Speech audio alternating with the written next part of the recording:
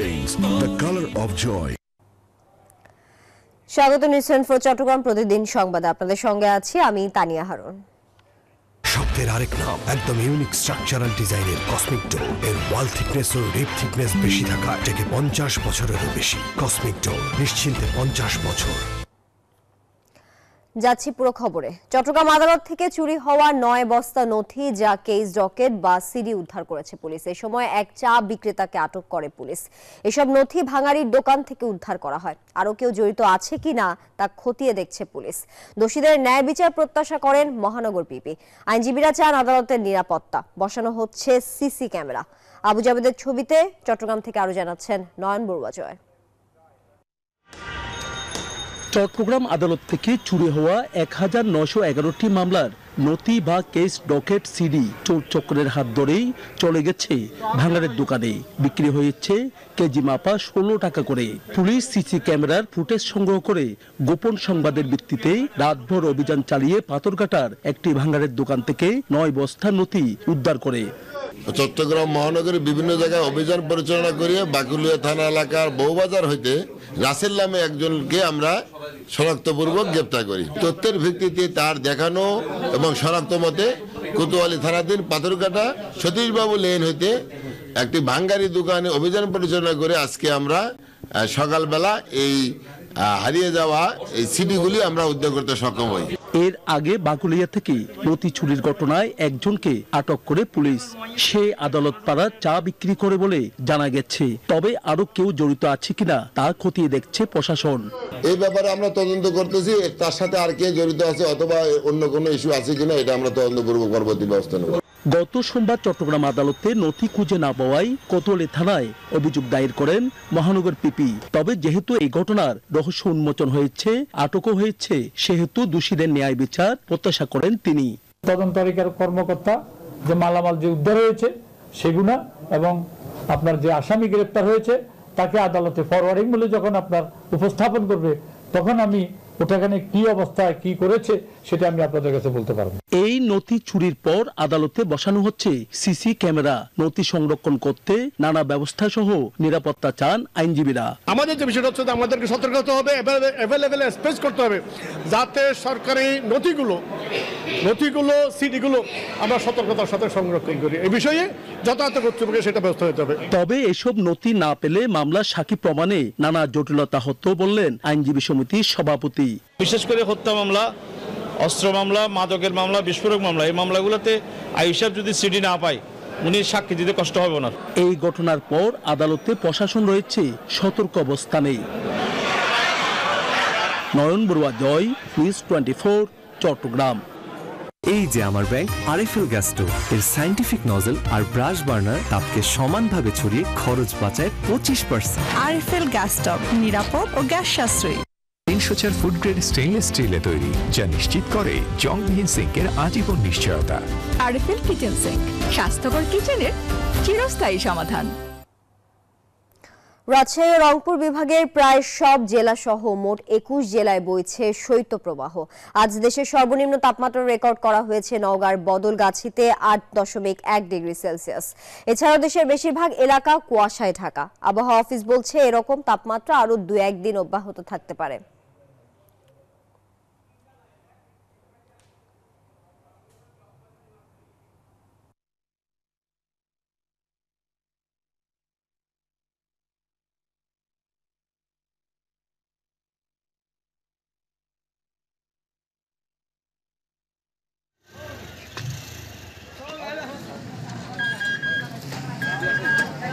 বিজলি cables যে কোনো স্থাপনার বৈদ্যুতিক সংযোগকে রাখে নিরাপদ। এর স্কিন কোটেড ইনসুলেশন সম্পূর্ণ ফায়ার রিটার্ডেন্ট, তাই বিজলি কেবলস নিজেই নিজেকে নেভায়। বিজলি কেবলস, নিরাপদ আজীবন।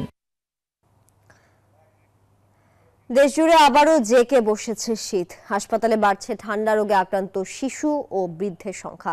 আরো খবর জানাতে যুক্ত হচ্ছেন আমাদের সহকর্মীরা। শুরুতেই যাচ্ছি চট্টগ্রামে, সেখানে আছেন নয়ন বড়ুয়া জয়। জয়, চট্টগ্রামে শীতের প্রভাব কেমন দেখছেন? হাসপাতালের চিত্র আমাদেরকে জানাবেন।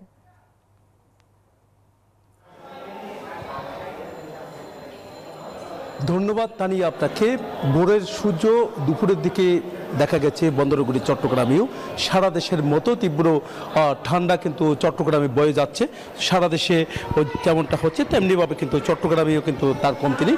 আমরা দেখছি এখানে চট্টগ্রাম মেডিকেলে আমরা এসেছি, যেহেতু ঠান্ডাজনিত রোগীর সংখ্যা কিন্তু অনেকটা বাড়তে শুরু করেছে। দেখতে পাচ্ছেন এখানে শিশু ওয়ার্ড, এ কারণে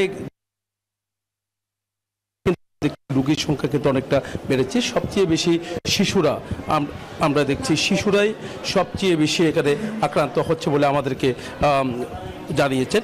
তবে চিকিৎসক যারা আছে তারা যেমনটা জানিয়েছেন যে তো মানুষ যদি একটু সচেতন হয়, পরিবার যদি একটু সচেতন হয়, তাহলে অন্তত এই ঠান্ডার সময় শিশুরা যে আক্রান্ত হচ্ছে জ্বর সর্দি কাশি থেকে নিয়ে নানা রোগে যে আক্রান্ত হচ্ছে, এই রোগ থেকে রেহাই পাওয়া সম্ভব বলে তারা আমাদেরকে জানিয়েছেন। তো এখানে যারা চিকিৎসকরা আছে তারা যেমন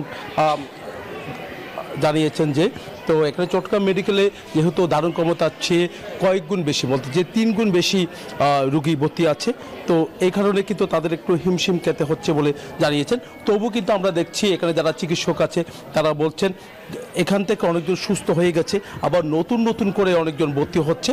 তবে যারা ভর্তি হচ্ছে তাদেরকে চিকিৎসার কোনো ত্রুটি নেই বলে আমাদেরকে জানিয়েছেন মেডিকেল পরিচালক। যেমনটা জানিয়েছেন যে সব ওয়ার্ডে কিন্তু একেবারে ভর্তি বেশি, রোগীর সংখ্যা অনেক বেশি বলে তারা জানিয়েছেন। শুধু শিশুরা নয়, শিশু ছাড়াও অন্য বয়সের যারা আছে তারাও কিন্তু আমরা দেখছি এখানে ভর্তি হচ্ছে। তবে শুধু চট্টগ্রাম মেডিকেল ছাড়াও কিন্তু আমরা দেখছি মা ও শিশু হাসপাতাল সহ বিভিন্ন বেসরকারি যে হাসপাতালগুলো আছে এইসব হাসপাতালগুলোতেও রোগীর সংখ্যা কিন্তু বাড়তে শুরু করেছে। এখানে যারা চিকিৎসকরা এসেছেন তারা বলছেন যে সেখানে যেমনটা চাপ বেড়েছে তেমনিভাবে উপজেলা পর্যায়ে যে হসপিটালগুলো আছে সেখানেও রোগীর চাপ বেড়েছে। তবে গ্রাম থেকে সবচেয়ে বেশি রোগীরা এসছেন, তো গ্রাম থেকেই সবচেয়ে বেশি। প্রত্যন্ত অঞ্চলে যারা আছেন সেখানে কিন্তু অনেকটা শীত, সেখানে কিন্তু অনুভূতি সবচেয়ে বেশি, তো সেখানে আক্রান্ত হচ্ছে সবচেয়ে বেশি। তো চট্টগ্রাম মেডিকেল ছাড়াও কিন্তু অন্যান্য মেডিকেল যেখানে ভর্তি হয়েছেন সেখানেও চিকিৎসা সেবার কোনো ত্রুটি নেই বলে আমাদেরকে জানিয়েছেন। এই ছিল আমার এখানকার সর্বশেষ। ফিরে যাচ্ছে আমার সহকর্মী, অপেক্ষা করছেন কক্সবাজারে, আমাদের সহকর্মীর কাছে যাচ্ছে আমরা। জি জয়, আপনাকে ধন্যবাদ। আমি এখন আছি কক্সবাজারে। আপনি আসলে যেমনটি বলছিলেন চট্টগ্রামের মতো কক্সবাজারেও অনেকটা একই অবস্থা। আমি একটু দেখাতে চাই আজকে কক্সবাজার শহরে আসলে ঠিক এই টাইমটিতে অনেক বেশি পরিমাণ মানুষের আনাগোনা থাকে, কিন্তু কক্সবাজারের আবহাওয়া বিভাগ আমাদেরকে যেটি জানিয়েছেন, আবহাওয়া দপ্তর যেটি বলছেন যে কক্সবাজারে সবচেয়ে বেশি পরিমাণ আসলে কুয়াশা থাকে এই সময়টাতে, এবং তারা যেটি বলছেন যে কুয়াশার কারণে কক্সবাজারে বিমান উড্ডয়নের সমস্যা হচ্ছে, পাশাপাশি নৌ চলাচলের সমস্যা হচ্ছে। সকালে আসলে কক্সবাজারে ঠিক আপনার চট্টগ্রামের মতোই অনেকটা কয়েকদিন আগে আসলে পুরো দিনই সূর্য দেখা যায়নি, তবে এখন বলা যায় সকাল 9টা-10টা থেকে সূর্য দেখা যায়, কিন্তু আসলে কক্সবাজারে কুয়াশার আসলে একটু বেশি প্রভাব রয়েছে। তবে কক্সবাজার আসলে যারা কক্সবাজারের চিকিৎসক আছেন তাদের অনেকের সাথে আমাদের কথা হয়েছে। কক্সবাজার সদর হাসপাতাল সূত্র যেটি বলছেন, তারাও বলছেন যে আসলে শীতকালীন যে রোগী আছে তাদের আসলে সংখ্যাটা আসলে বেড়েই চলছে। এটি নিয়ে আসলে কক্সবাজার সদর হাসপাতাল কর্তৃপক্ষ আমাদেরকে যেটি বলছেন যে আসলে শীতকালীন যে রোগ এটি আসলে আরও কিছুদিন চলবে, এবং আবহাওয়া অধিদপ্তর বলছে আজ থেকে আগামী 2 দিন অর্থাৎ মোট 3 দিন পর্যন্ত কুয়াশার প্রভাব কক্সবাজারে থাকবে। তো আমরা এখন চলে যাচ্ছি আমাদের নোয়াখালী প্রতিনিধি, আমাদের সহকর্মী সোহাগের কাছে।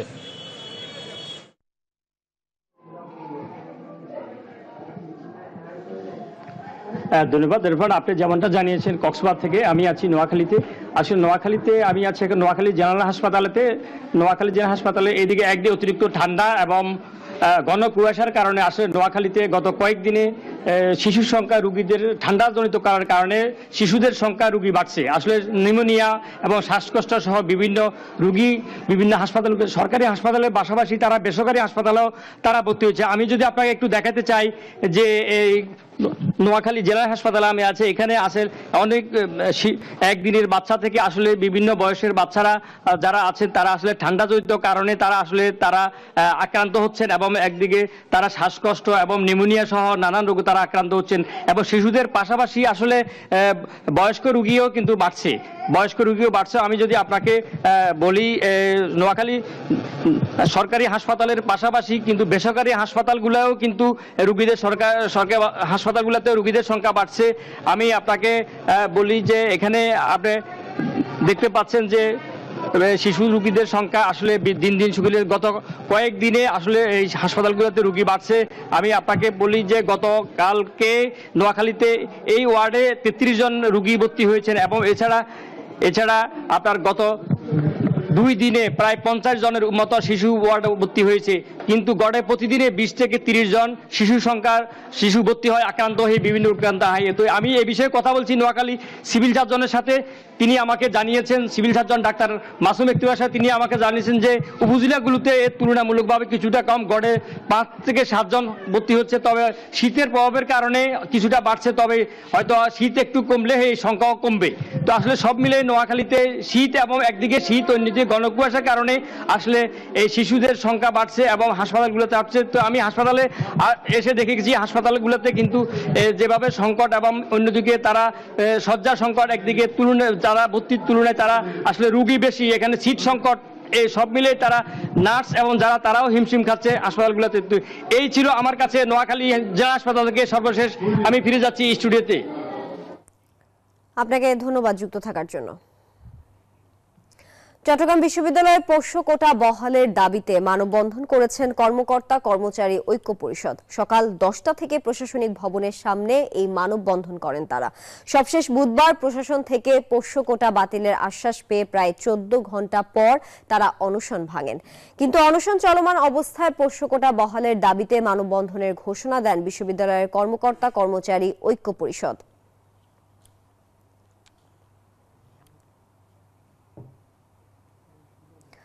বৈশ্বিক জলবায়ুর পরিবর্তনের ফলে বাংলাদেশেও এর প্রভাব পড়েছে বলে মন্তব্য করেছেন বন অধিদপ্তরের উপপ্রধান বন সংরক্ষক মোহাম্মদ মঈনুদ্দিন খান। সকালে চট্টগ্রাম নগরীর ফরেস্ট একাডেমি মিলনায়তনে বেসিক ফরেস্ট্রি ট্রেনিং কোর্সের সমাপনী অনুষ্ঠান ও সনদ বিতরণ অনুষ্ঠানে তিনি এই মন্তব্য করেন।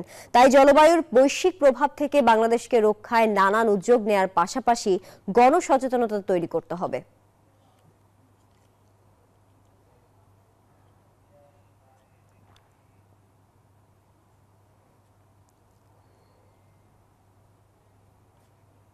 চট্টগ্রাম প্রতিদিন সংবাদে বিরতি নিচ্ছি, ফিরছি আরো খবর নিয়ে, সাথে থাকুন।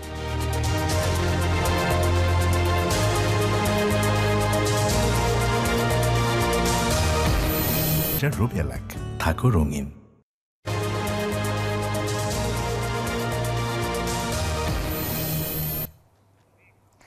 বিরতির পর আবারও স্বাগত, দেখছেন চট্টগ্রাম প্রতিদিন সংবাদ। সঠিক নেতৃত্ব বাছাইয়ে মূল কমিটি ঘোষণার আগেই চট্টগ্রাম দক্ষিণ জেলা বিএনপির আহ্বায়ক কমিটি ঘোষণার আভাস মিলেছে। অন্যদিকে 16 বছর দলীয় কোন্দলে ঝিমিয়ে পড়া দক্ষিণ চট্টগ্রামের রাজনীতিকে চাঙ্গা করার পাশাপাশি আরও শক্তিশালী করতে যোগ্য নেতৃত্ব চান তৃণমূল নেতাকর্মীরা। নতুনদেরও সুযোগ দেওয়ার দাবি তাদের। রতন দাসের ছবিতে আকরাম হোসাইনের রিপোর্টে থাকছে বিস্তারিত। 16 বছরে ফ্যাসিবাদ বিরোধী আন্দোলনে বিএনপি রাজপথে সক্রিয় থাকলেও সাংগঠনিক কার্যক্রমে ঝিমিয়ে পড়েছে চট্টগ্রাম দক্ষিণ জেলার রাজনীতি। এবার অভ্যুত্থান পরবর্তী ঘর গোছাতে শুরু করেছে দলটি। কিন্তু সাবেক ছাত্রনেতাদের অভিযোগ, এতদিন নেতৃত্বদানকারী নেতারা নতুন নেতৃত্ব তৈরিতে অনুরাগী ছিলেন না, চেষ্টা করেছেন দমিয়ে রেখে নিজেদের আখের গোছানোর। তাই নেতৃত্ব বাছাইয়ে নতুনদের সুযোগ দেওয়ার দাবি জানান তারা। যারা নেতৃত্ব দিয়েছেন তারা সবসময় চেষ্টা করেছেন নেতৃত্বকে নিজের ভেতরে ধরে রেখে ভবিষ্যৎ নেতৃত্ব যেন তৈরি না হয় এই ধরনের একটা প্রবণতা কাজ করেছে। আমি মনে করি যারা নতুন নেতৃত্বকে উৎসাহিত করবে এ ধরনের মানুষকে নেতৃত্বে আনা উচিত। দক্ষ, স্বচ্ছ, কর্মঠ, কর্মী বান্ধব, ক্লিন ইমেজের অধিকারী, শিক্ষিত, মেধাবী, যারা বিতর্কিত নয়, এই ব্যক্তিদেরকে নির্বাচন করে আমরা যদি নেতৃত্ব দিতে পারি তাহলে দক্ষিণ জেলা বিএনপি সফলভাবে অগ্রসর হতে পারবে। আওয়ামী লীগের দমনপীড়নে পূর্ণাঙ্গ কমিটি করার সুযোগ পাননি তারা। তাই অভ্যুত্থান পরবর্তী সময়ে দ্রুত শক্তিশালী নেতৃত্ব বাছাইয়ে মনোযোগ দেওয়ার আহ্বান এই বিএনপি নেতার। যারা সংগঠনকে যে পরিবর্তিত পরিস্থিতিতে যেভাবে যে একটা আন্দোলন পরবর্তী সময়ে মানুষের যে আকাঙ্ক্ষা, সে আকাঙ্ক্ষাকে যারা ধারণ করতে পারবে সেরকম নেতৃত্ব আসা উচিত বলে আমি মনে করি। বিএনপির ভাইস চেয়ারম্যান আহমেদ আজম খান জানান, তৃণমূল নেতাকর্মীদের মতামতের ভিত্তিতেই আগামীর কান্ডারি নির্বাচন করা হবে। আমরা একেবারে তৃণমূল পর্যায় থেকে গণতান্ত্রিকভাবে সাজিয়ে এমনভাবে নেতৃত্ব গড়ে তুলবার চেষ্টা করব যাতে করে চট্টগ্রাম দক্ষিণ জেলা যেরকম একটি গুরুত্বপূর্ণ জেলা, সেরকম গুরুত্বপূর্ণ নেতা এই জেলার দায়িত্বে নেতৃত্বে চলে আসেন। চট্টগ্রাম দক্ষিণ জেলা বিএনপির সর্বশেষ সম্মেলন হয় 2009 সালে। সেই কমিটি বিলুপ্ত করা হয় 2019 সালের অক্টোবরে। আকরাম হুসাইন, নিউজ 24, চট্টগ্রাম। লক্ষ্মীপুরে ওয়ে হাউজিং কোম্পানির নিয়ম বহির্ভূত বহুতল ভবনের ফাইলিং এর কারণে সড়ক দেবে দুটি দোকান ও একটি কবরস্থান ভেঙে গেছে। এতে আশেপাশের ভবনগুলো ভাঙন ঝুঁকিতে রয়েছে। এই ঘটনায় গ্যাস সংযোগ বন্ধ করে দেওয়ায় সহস্রাধিক পরিবারের রান্না বান্না অনিশ্চিত হয়ে পড়েছে। খবর পেয়ে পৌরসভার প্রকৌশলী জুলফিকার জুয়েল ঘটনাস্থল পরিদর্শন করেন। জনগুরুত্বপূর্ণ সড়কটি বন্ধ হয়ে যাওয়ায় লক্ষ্মীপুর মহিলা কলেজের শিক্ষার্থী সহ এই রুটে চলাচলকারীদের দুর্ভোগ পোহাতে হচ্ছে।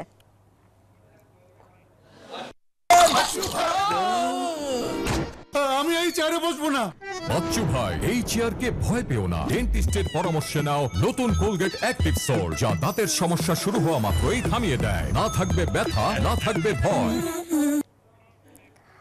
নোয়াখালীতে স্থানীয় বিএনপির অফিস সহ দোকানে অগ্নিসংযোগের ঘটনা ঘটেছে। এতে ক্লাবটি সহ 4টি দোকান পুড়ে ছাই হয়ে যায়। এ সময় মালামাল সহ অন্তত 25 লাখ টাকার ক্ষয়ক্ষতি হয়েছে বলে জানিয়েছে ব্যবসায়ীরা। ক্ষতিগ্রস্তরা জানান, বুধবার রাত 12:30টার দিকে কে বা কারা পূর্ব শত্রুতার জের ধরে জামালের মোড়ে অবস্থিত বিএনপির ক্লাব সহ দোকানে আগুন দেয়। পরে পাশে থাকা মসজিদের ইমাম দোকানের মালিককে ফোন দিলে তাৎক্ষণিক তারা ঘটনাস্থলে পৌঁছানোর আগেই সব কয়টি দোকান পুড়ে যায়। Instant milk powder happy cow, যেমন সাশ্রয়ী তেমনি পুষ্টিগুণে ভরপুর। আর এটা নিউজিল্যান্ডের গরুর দুধ। হ্যাপি কাউ, গরুর দুধের স্বাদ সবাই পাক। রাঙামাটি মেডিকেল কলেজের হলের নাম শহীদ মনির নামে করার দাবিতে মানববন্ধন ও বিক্ষোভ সমাবেশ করেছে পার্বত্য চট্টগ্রাম ছাত্র পরিষদ। বৃহস্পতিবার বেলা 11:30টায় সংগঠনটির উদ্যোগে কলেজের সামনে ঘণ্টাব্যাপী মানববন্ধনটি হয়। মানববন্ধনে শিক্ষার্থীরা সহ বিভিন্ন শ্রেণী পেশার মানুষ ব্যানার ফেস্টুন নিয়ে অংশগ্রহণ করেন। অবিলম্বে নামকরণে প্রধান উপদেষ্টার কাছে দাবি জানান স্থানীয়রা। মানববন্ধন শেষে বিক্ষোভ মিছিল করেন সংগঠনটির নেতাকর্মীরা।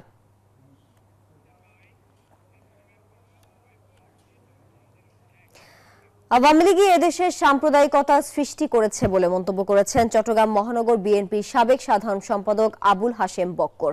দুপুরে নগরীর আন্দরকিলাস্থ জেএমসন হলে বাংলাদেশ হিন্দু বৌদ্ধ খ্রিস্টান কল্যাণ ফ্রন্টের উদ্যোগে সুবিধাবঞ্চিত সনাতন ধর্মাবলম্বীদের মাঝে কম্বল বিতরণকালে তিনি এই মন্তব্য করেন। ফ্রন্টের চট্টগ্রাম বিভাগীয় সাংগঠনিক সম্পাদক রাজীব ধর তমালের সভাপতিত্বে এ সময় অন্যরা বক্তব্য রাখেন। খাগড়াছড়িতে প্রাথমিক বিদ্যালয়ে গোল্ড কাপ ফুটবল টুর্নামেন্ট অনুষ্ঠিত হয়েছে। সকালে জেলা স্টেডিয়ামে সমাপনী খেলা ও পুরস্কার বিতরণী অনুষ্ঠানে উপস্থিত ছিলেন খাগড়াছড়ি জেলা প্রশাসক মোহাম্মদ শহীদুজ্জামান। গত 5 জানুয়ারি খাগড়াছড়ির 9 উপজেলার 9টি দল অংশগ্রহণের মধ্য দিয়ে এই টুর্নামেন্ট শুরু হয়। চট্টগ্রাম প্রতিদিন সংবাদ এখন এই পর্যন্ত। এতক্ষণ সঙ্গে থাকার জন্য সবাইকে ধন্যবাদ।